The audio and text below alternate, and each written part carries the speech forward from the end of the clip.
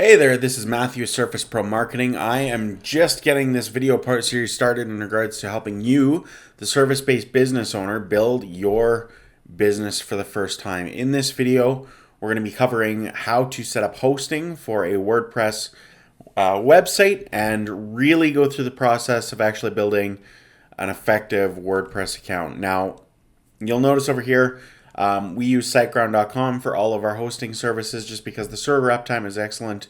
The support is fast, phenomenal. And obviously they've got quite quick websites when it comes to SiteGround or WordPress hosting.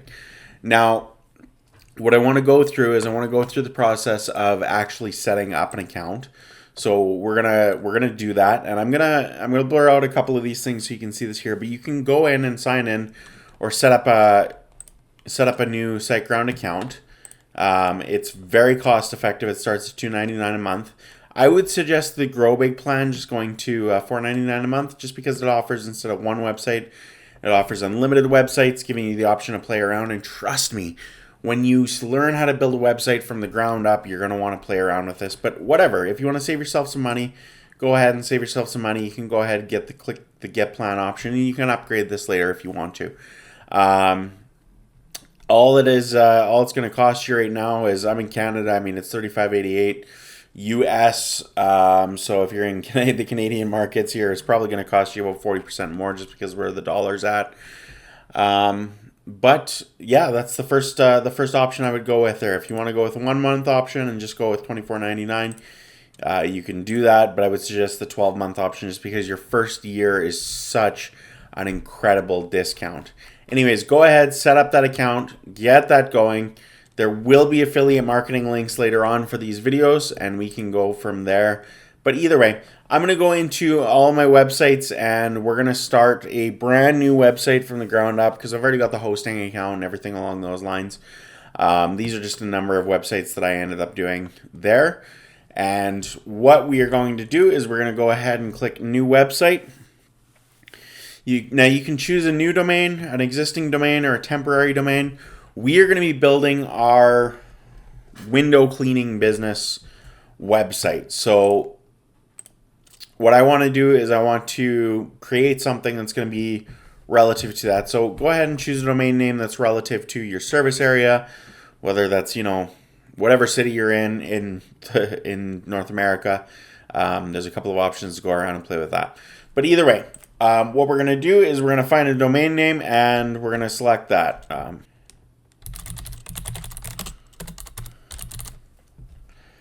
I'm just going to go windowcleaningmh.com. See if that's available. And bang, it is. So, I mean, that's kind of a generic domain name. Take some time to think about that. Go over that, figure out what you want to do. But yeah, we're going to go ahead and purchase that. Get that locked and loaded.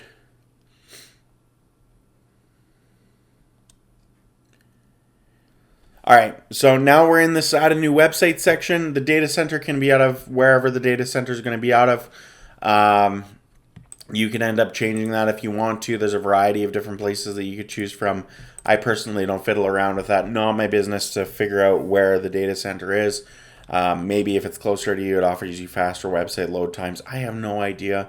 But you can start a new website, or you can migrate an existing website.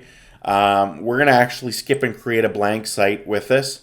I don't want any of the premium backups or email marketing or anything along those lines. I'm going to confirm that I've read the SiteGround terms of services.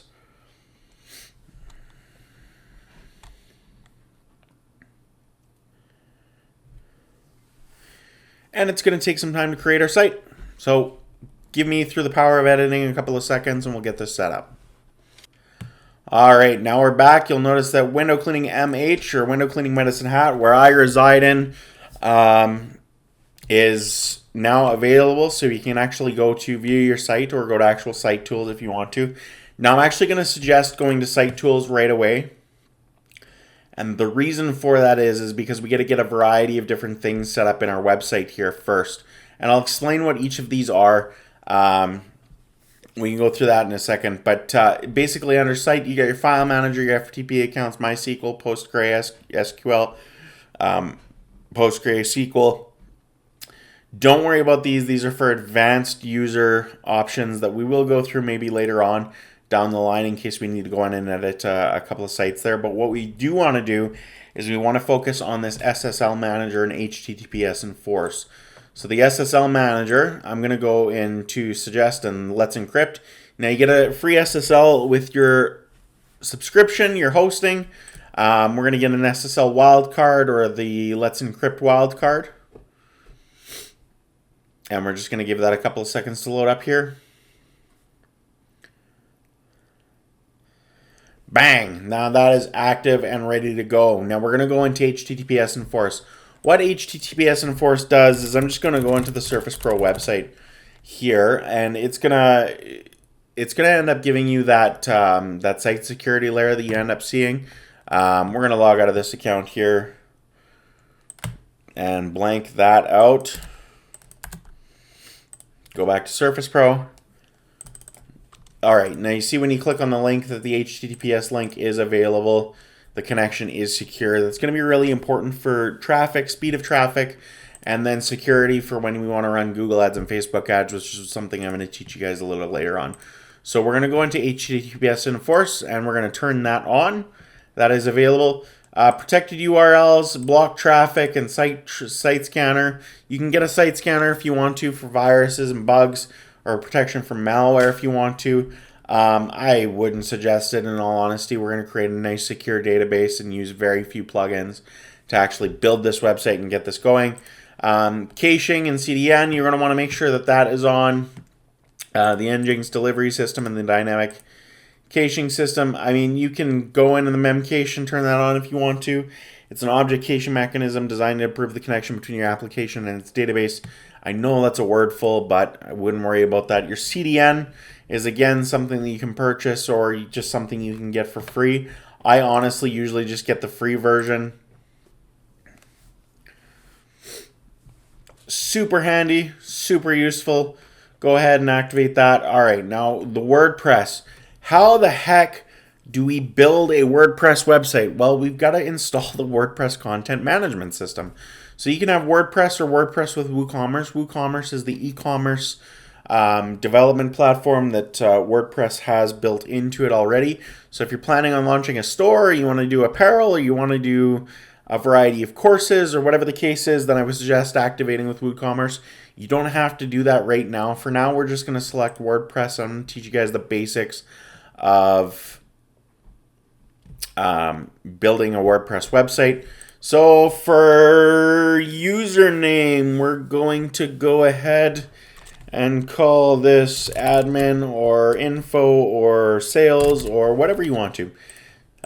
Sales at windowcleaningmh.com.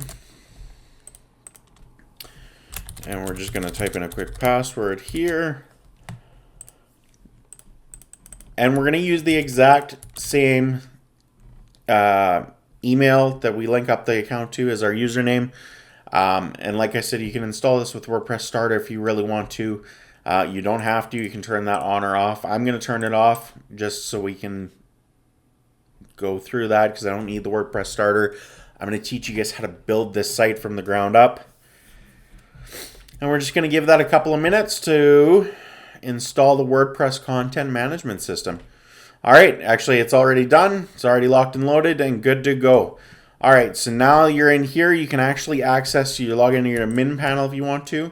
You can click that over here and it'll actually give you access to your WordPress dashboard. Now, a lot of marketing agencies will charge like $1,000 just to get you here, which I think is absolutely ridiculous considering we did that in like 7 minutes. But now that we're here and we're locked and loaded, you already have the WordPress content management system, and you'll notice that the blog Hello World, your WordPress website is live and good to go. Now, if you're running a .ca website or you're in the Canadian markets, this may take a little bit longer to do just because you got to get your .ca verified. But .coms do end up locking and loading right away. Now, going over the rest of these, staging, migrator, auto update. I would suggest with the auto update side of things, I mean, we'll go back into staging first. There's nothing really here that you need to do yet. There's nothing you got to do with the migrator, so I wouldn't worry about that. Any kind of major releases within 24 hours or minor releases, you can do them immediately or update the plugins right away if you want to. Search and replace is not something I use very frequently. Park domains, subdomains, redirect, and DNS zone editor, not something that I use, with exception of maybe the DNS zone editor. Yeah, I mean, you can turn off your CDN in order to manage your A records. We can explain that later on down the line and what exactly the heck that all does.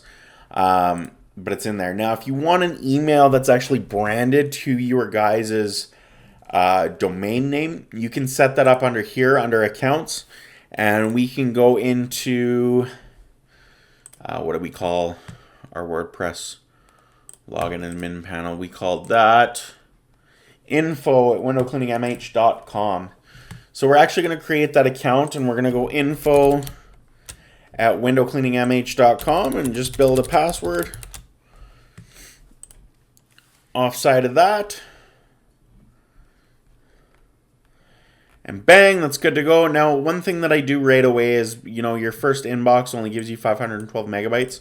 What I'm going to do is I'm going to change the quota on that and just crank that right up to 10,240 megabytes so that you can have access to a variety of different emails in that account without worrying about the space provided inside of there. Forwarders, if you want to, you can forward all of your messages. Like, let's say you got your info@windowcleaningmh.com email address. I'm not going to be using that email address on a regular basis, but I want to get it sent off to a different email address. Like, I want to send that off to my personal email address, but I want to use this info@windowcleaningmh.com to send to a different email address. That's where your forwarders are set up. You can set up autoresponders inside of here as well, just in case you're going on vacation. Filters, not something I typically end up using. A lot of this is already set up for you there as well. Email migrators is already set up for you there as well. And something I would suggest is getting your Google Workspace built out and selecting that. Reason for that is, it's $7 per user per month. Gives you 100 participants for video meetings and up to 30 gigabytes of storage for email. More importantly, it gives you access to the Gmail or G Suite platform. It gives you all kinds of records and abilities to be able to play with inside of that as well. Statistics, this is a really cool thing. Eventually you're going to be able to see numbers and visitors inside of here. We can come back to this later on down the line. But it just gives you kind of a nice little analytics dashboard in regards to what's going on, whether or not there's an error log, access log, what's going on inside of there. Again, advanced stuff you're not necessarily going to be needing to use at all of the time. And then there's a development side of things. If you're a developer and you want to access your GitHub or your PHP manager, your SSH keys managers, you can go ahead and do that. But we're not going to be touching anything in there at all. All right. That's the end of this video. In our next video, what we're going to be going over is installing a number of plugins to actually start building your website and start making your website look super fly and going from basically nothing to something that looks really, really sharp for your business. I'm looking forward to helping you guys here soon, and we'll talk to you right away.